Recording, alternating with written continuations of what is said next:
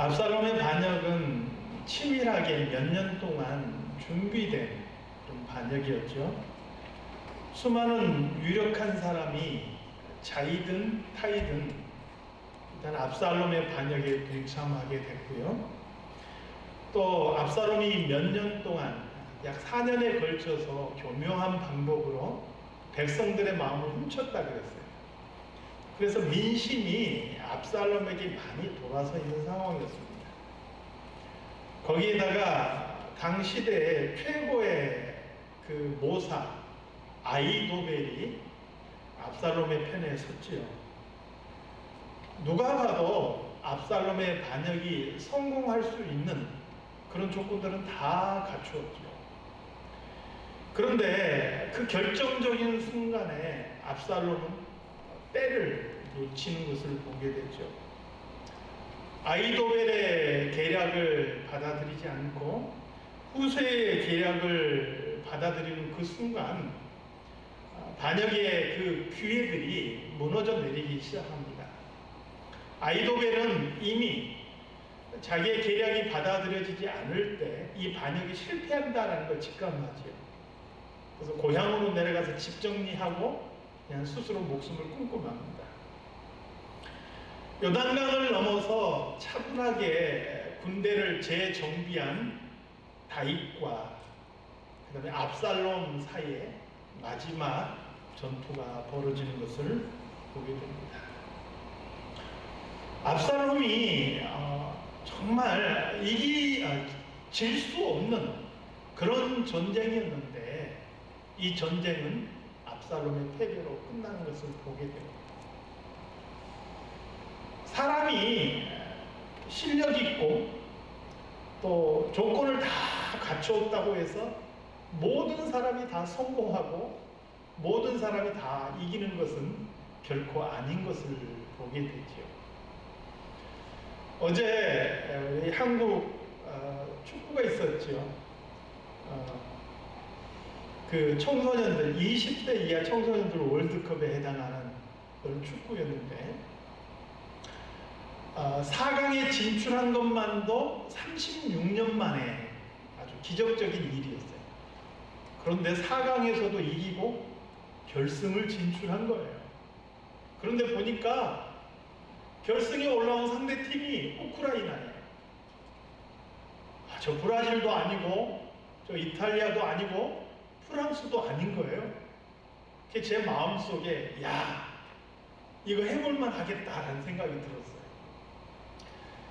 그리고 이게 언제 이런 우승의 기회가 또 오겠나 그런 생각도 들었죠. 전반 시작했는데 3분 만에 골을 넣은 거예요. 오늘 뭔가가 되겠네 이런 생각을 했는데 결과가 어떻게 됐죠? 3대1로 졌습니다. 물론 준우승한 것만으로도 대단한 일이에요. 한국 축구에 이런 일이 없었죠. 그러나 우승의 문턱에서 이게 좌절된 것은 또 많이 아쉽더라고요. 언제 이런 기회가 또 오려나 그런 생각이 들었어요. 여러분, 사람의 마음처럼 그렇게 상황이 움직여지지 않는 거예요. 내 실력과 내 재능과 내 환경들이 다 동원돼서 뭔가 결과가 나타날 것 같은데 꼭 내 생각대로 움직여지지 않는단 말이에요. 전도서에서는 우리에게 뭐라고 말씀하느냐, 전도서 9장에 보니까 빠른 경주자라고 반드시 1등 하는 게 아니라는 거예요. 내가 달리기 정말 잘하고 세계에서 가장 빠른 사람이라고 해서 내가 반드시 올림픽 나가서 금메달 딸 수 있는 보장이 없어요. 유력하고 능력 있다고 해서 그 사람이 반드시 성공하느냐? 그렇지 않다는 거예요. 왜요? 때와 시기가 맞지 않으면 그 사람의 수고한 노력들이 말 그대로 헛수고가 될 수 있기 때문에 그래요. 내가 노력하고 준비했는데 시기가 안 맞아요. 헛수고가 되는 거예요. 때가 맞지 않아요. 흐름이 내가 준비한 것과 달라졌어요. 그래서 내 준비가 헛수고가 될 수 있다라는 거예요. 시편 127편에서 우리에게 뭐라고 말씀합니까? 여호와께서 집을 세우지 아니하시면 세우는 자의 수고가 헛되고, 여호와께서 성을 지키지 아니하시면 파수꾼의 깨어있음이 헛되도다. 사람이 준비하고 노력하고 자기 재능과 환경을 가지고 뭔가를 얻기를 원하는데 그 때와 시기가 누구의 손 앞에 있느냐? 하나님의 손에 있다는 거예요. 사람은 이 때와 시기를 알 수도 없고 주장할 수도 없는 거예요. 그러므로 사람의 노력과 수고가 헛될 수 있다라는 것을 오늘 성경은 우리에게 보여줍니다. 사람이 마음으로 그 일을 계획할지라도 이루시는 분은 하나님이신 줄 믿습니다. 그래서 우리는 뭔가를 할 때 잘 준비한 거 좋아요. 내 자신을 잘 가다듬는 거 중요해요. 환경을 잘 만들어가는 거 중요해요. 그러나 그 모든 것을 했다 할지라도 겸허하게 하나님 앞에서 하나님의 도우심을 구할 줄 아는 그런 성도가 되어야 될 줄 믿습니다. 압살롬은 모든 것을 다 갖추었음에도 불구하고 때와 시기를 놓치는 모습을 보게 되죠. 다윗과 압살롬 간의 마지막 전투가 시작이 됩니다. 이 전투에 다윗이 직접 나가려고 하는데 부하 장수들이 결사적으로 반대하죠. 왜요? 이 전쟁에 있어서 가장 중요한 포인트는 뭐냐? 다윗이 살아있는 게 중요해요. 그래서 다윗을 위험한 전쟁에 못 나가도록 막죠. 그리고 요압을 중심으로 해서 군대가 출정하게 됩니다. 싸우기 위해서 나가는 군대를 보면서 다윗은 지휘관들에게 간곡하게 부탁하죠. 너희들은 이 젊은 압살롬에게 자비를 베풀어다오. 그래서 그를 죽일 기회가 올 때 그의 생명을 살려주기를 바란다. 간곡하게 부탁을 하죠. 압살롬의 군대와 요압이 이끄는 다윗의 군대가 만나서 전투를 벌이게 됩니다. 문제는 뭐냐면 다윗의 군대는요, 다윗과 함께 오랫동안 전쟁을 경험한 아주 능숙한 장군들이 지휘를 하는 거예요. 근데 압살롬의 군대는 갑작스럽게 조직되었어요. 그 군대를 이끄는 사람들도요, 전쟁에 익숙한 사람들이 아닌 거예요. 그러니까 초반에 기회를 놓친 압살롬이 사실은 이 전쟁에서 이길 가능성이 별로 없는 거죠. 그래서 이 싸움이 시작되자마자 압살롬의 군대는 지리멸렬, 이 싸움에서 패하고 흩어지게 됩니다. 숲풀이 많은 곳에서 전쟁이 시작이 됐는데 이 숲풀 전체에 흩어져서 싸우는데 압살롬의 군대가 일방적으로 밀리는 거예요. 그 와중에 압살롬이 노새를 타고 이제 피하려고 이렇게 도망가는 중이에요. 노새를 타고 가는데 다윗의 부하들과 딱 마주치게 돼요. 얼마나 당황스럽겠어요. 그래서 노새를 몰아서 마구 도망가는데 마침 압살롬이 큰 상수리 나무 밑을 지나가게 됩니다. 상수리 나무에 가지가 늘어져 있는데 그 가지에 압살롬의 머리가 딱 걸린 거예요. 노새는 그냥 빠져나가고 압살롬의 머리는 나무까지 딱 걸려 있으니 어떻게 돼요? 사람이 머리가 나무까지에 매달린 채로 대롱대롱 공중에 달려있는 거예요. 뒤쪽 돈 다윗의 부하들이 이 모습을 봤는데 왕의 아들이기 때문에 차마 그 압살롬을 죽이지 못합니다. 그래서 한 사람이 요압에게 달려가서 압살롬이 지금 나무에 매달려 있습니다 라고 보고를 했어요. 요압은 그 보고를 듣고 왜 압살롬을 죽이지 않았느냐 책망하죠. 여러분 이상하지 않습니까? 다윗은 분명히 압살롬을 살려달라, 그를 죽이지 말아달라 라고 부탁을 했는데 요압은 지금 왜 압살롬을 죽이지 않았느냐고 오히려 책망하는 거예요. 거기서 더 나아가서 그 자신이 직접 창을 들고 가서 매달려 있는 압살롬의 심장을 찔러서 죽이는 그런 모습을 보게 되죠. 압살롬을 굳이 죽이려고 하는 요압, 왜 그랬을까요? 나중에 열왕기 3으로 가서 보면 이 요압은 또 다른 반역 사건에 연루되는 것을 보게 되죠. 바로 아도니아의 반역 사건. 아도니아가 왕이 되려고 그렇게 시도했을 때 이 요압은 아도니아 편에 섰다가 솔로몬에게 죽임을 당하는 것을 보게 되죠. 다시 말하면 요압이라는 사람은 누가 왕이 되기를 지금 바라고 있는 거예요? 아도니아라는 사람이 왕이 되기를 바라고 있는 거예요. 그런데 이 아도니아라는 사람도 탁월하지만 이 압살롬이라는 사람도 굉장히 탁월한 사람이에요. 사무엘하 14장에 보니까 이 압살롬에 대해서 뭐라고 이야기하고 있다고요? 압살롬이라는 사람은 너무나 아름다운 사람, 정수리부터 발바닥까지 흠이 없는 사람. 많은 사람들이 압살롬을 볼 때 인간적으로 너무나 매력적인 그러한 인물이었다 하는 것이죠. 그래서 요압은 다윗의 부탁이 있음에도 불구하고 아도니아의 경쟁자인 압살롬을 죽이게 되는 것이죠. 결국 왕이 되기 위해서 스스로 떨쳐 일어났던 압살롬은 나무에 매달린 채로 요압에 의해서 죽임을 당하게 되는 것이죠. 오늘 본문의 압살롬의 죽음은 우리에게 몇 가지를 생각하게 만듭니다. 첫 번째는 압살롬의 죽음입니다. 저는 참 이게 아이러니라고 생각을 해요. 여러분, 이솝 우화를 아시죠? 우화라는 것은 동물이나 사물을 마치 사람처럼 그렇게 표현해 가지고 우리에게 어떤 교훈을 주려고 하는 그러한 이야기가 우화예요. 그러니까 이솝 우화에 보면 동물들이 다 말을 하죠. 때로는 이런 사물들도 말하는 모습으로 그렇게 나타나요.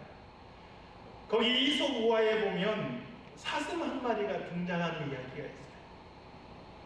뿔이 아주 아름다운 사슴이 있어요.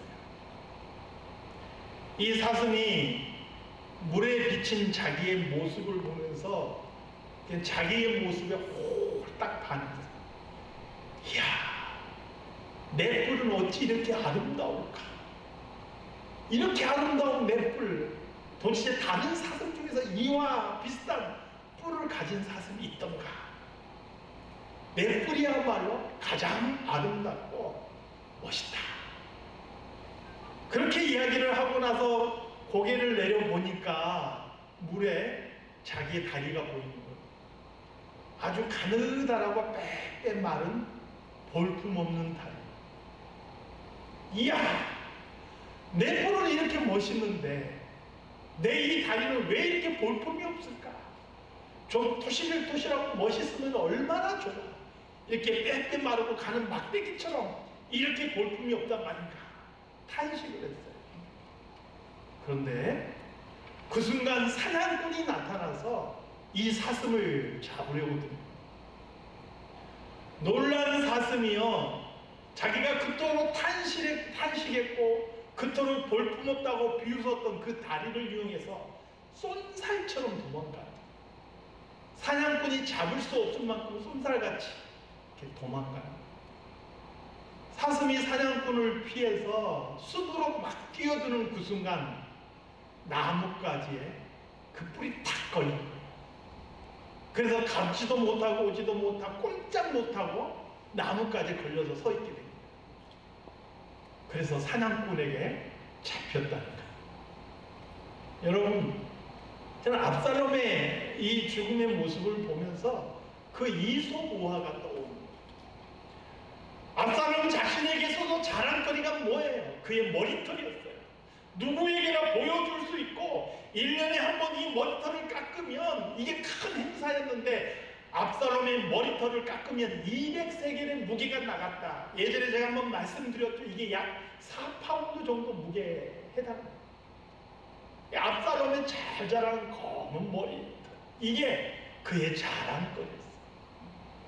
그런데 그의 자랑거리였던 그의 머리털이 그의 죽음을 불러오게 된 것이죠. 사랑하는 성도 여러분, 오늘 저와 여러분의 자랑거리는 무엇입니까? 우리가 자랑하는 그것은 나에게 어떤 의미가 있고 어떤 유익을 가져다 주는지 우리 스스로 좀 잘 생각해 볼 수 있기를 소망합니다. 잠언 18장 10절 말씀에 보니까요, 여호와의 이름은 견고한 망대라, 의인은 그리로 달려가 안전함을 얻느니라 말씀하죠. 여호와의 이름이 견고한 망대라는 거예요. 의인은 어떤 사람이냐? 하나님을 인정하는 사람, 나의 모든 삶 속에서 하나님이 나를 살피신다는 것을 알고 깨닫고 그것을 의식하며 살아가는 사람, 이 사람이 바로 의인이에요. 바로 이런 의인들은 하나님의 이름 앞에 내 자신을 맡긴 거예요. 거기에서 안전함을 찾는 거예요. 다시 말하면 의인의 자랑은 뭐냐? 하나님의 이름이 자랑이 된다는 거예요. 근데 이어지는 11절 말씀에 보니까요, 부자의 재물은 그의 견고한 성이라 그가 높은 성벽같이 여기느니라. 부자의 자랑은 뭐라고요? 부자의 자랑은 그의 재물이라. 그것이 자기의 성이라는 거예요. 그것이 자기를 지켜줄 것이라 기대한다는 거예요. 그런데 이게요, 이 두 구절이 굉장히 의미심장하게 대조적으로 이렇게 대비되어 있는 거예요. 정말로 그 부자의 재물이 그 부자를 지켜줄 수 있느냐라는 질문이 이 안에 숨겨져 있는 거예요. 사랑하는 성도 여러분, 오늘 저와 여러분의 자랑은 무엇인지 잘 생각해 보세요. 내가 가지고 있는 재물, 내가 가지고 있는 능력, 내 자녀들, 내 환경, 그런 모든 것이 내 인생의 환란의 순간에 나를 지켜줄 수 있느냐?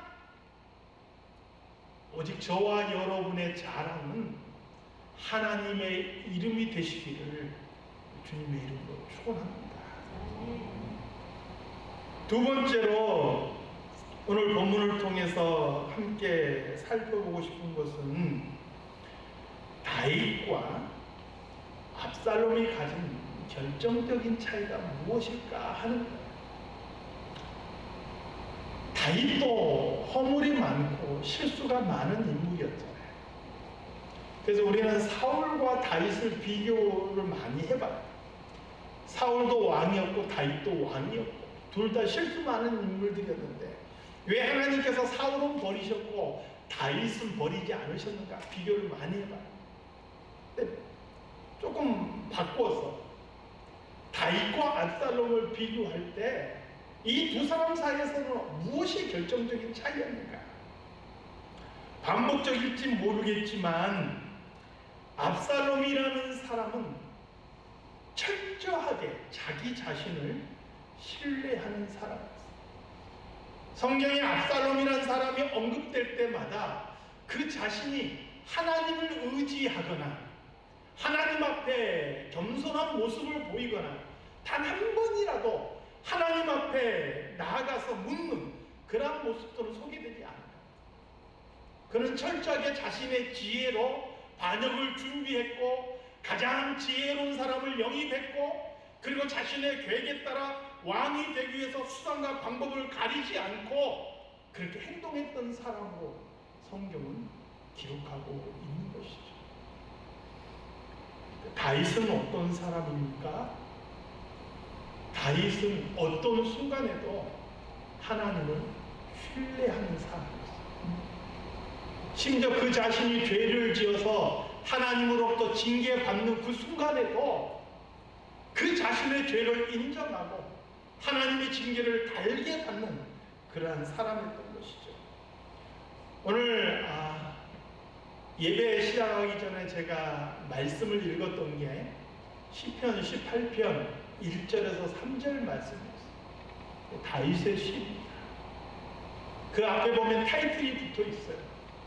하나님께서 다윗의 모든 원수와 대적을 다 물리치고 그가 평안하게 되었을 때 그가 하나님 앞에 고백하며 드린 시가 시편 18편이에요.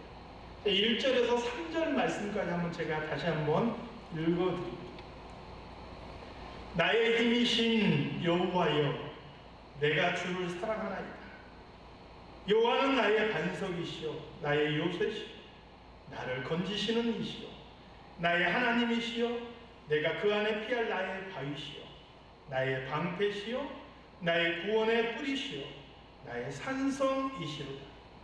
내가 찬송받으실 여호와께 아뢰리니 내 원수들에게서 구원을 얻으리로다. 다윗은요 승리자가 됐어요. 모든 원수와 대적들을 다 물리쳤어요.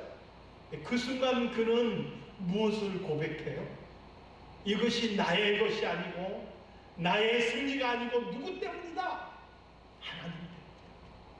하나님이 나의 산성이 되어 주셨고 하나님이 나의 반석이 되어 주셨다. 여기서 하나님이 나의 반석이 되어 주셨다, 나의 피할 바위가 되신다, 이런 개념은 다윗이 목동이었기 때문에 나오는 고백이에요. 목자들이 양을 치다 보면은 수많은 위험에 부딪히게 됩니다. 때로는 강도들이 목자를 해치고 양을 훔쳐가기 위해서 공격하기도 해요. 늑대나 곰이나 사자들이 공격해 오기도 해요. 그래서 목자들은요 양을 칠 때 조그마한 망대를 세워요. 거대한 망대는 아니고요, 나무를 엮어서 땅보다 좀 위쪽으로 이렇게 띄워진 그런 망대를 세워요. 그런 망대를 세울 조건이 안 될 때는 바위 같은 것을 하나 이렇게 택해서 그 바위를 근거지로 삼아요. 그래서 강도들이 쳐들어오거나 또 늑대나 맹수들이 쳐들어오면 그 망대나 바위 위로 피하는 거예요. 그래서 그 맹수와 강도들을 그 바위 위에서 상대하는 거예요. 그냥 맨 땅에서 상대하는 것보다 바위 위에 올라가서 그것을 상대하면 훨씬 수월하게 상대할 수 있기 때문에 그래요. 다윗은 양을 칠 때 이런 경험을 많이 했던 사람이에요. 그리고 그 인생의 말년에 그가 모든 대적을 물리치고 난 다음에 뭐라고 고백하는 거예요? 하나님께서 바로 나의 반석이 되셨다. 하나님께서 나의 피할 바위가 되셨다라는 거예요. 좀 더 견고한 의미로 하나님께서 나의 산성이 되셨다, 이렇게 고백하고 있는 것이죠. 압살롬과 다윗의 결정적인 차이, 두 사람이 잘못했느냐 안 했느냐 이 여부와 관계없이요, 압살롬의 삶에는 하나님이 없었어요. 다윗의 삶에는, 그의 가장 중심에는 하나님이 자리하고 있었습니다. 하나님께서는 다윗을 결코 버리지 않으신 거죠. 사랑하는 성도 여러분, 저와 여러분의 삶 가장 중심에는 우리 하나님이 계시기를 소망합니다. 그 하나님께서 우리의 삶을 이끌어 주실 것이고, 그 하나님께서 우리의 피할 바위가 되실 것입니다. 우리를 이기게 하실 것이고 우리를 선한 길로 이끌어 가실 줄로 믿습니다. 압살롬의 반역 속에서도 하나님께서는 다윗의 피할 바위가 되어주셨고 그를 이기게 하실 것, 모든 대적들을 다 물리치게 하실 것이죠. 오늘 우리의 삶 속에서도 우리가 부족하고 연약할 때 많아요. 우리도 실수하고 넘어질 때 많잖아요. 그 속에서라도 하나님을 잊지 않고 기억할 수 있는 저와 여러분 되시기 바랍니다. 그 하나님께서 우리에게 인도하실 줄로 믿습니다. 하나님 아버지, 오늘 다윗과 압살롬의 모습을 살펴봅니다.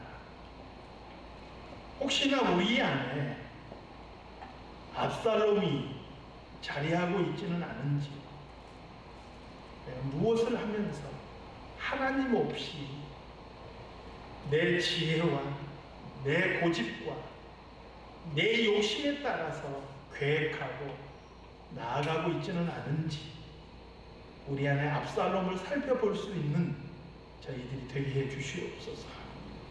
다윗과 같이 범사의 하나님을 인정하며 하나님을 신뢰하며 우리 삶의 가장 중심에 하나님을 모시고 나아갈 수 있는 저희들이 되게 하여 주시옵소서. 거룩하신 예수 그리스도 이름으로 기도드리옵나이다. 아멘.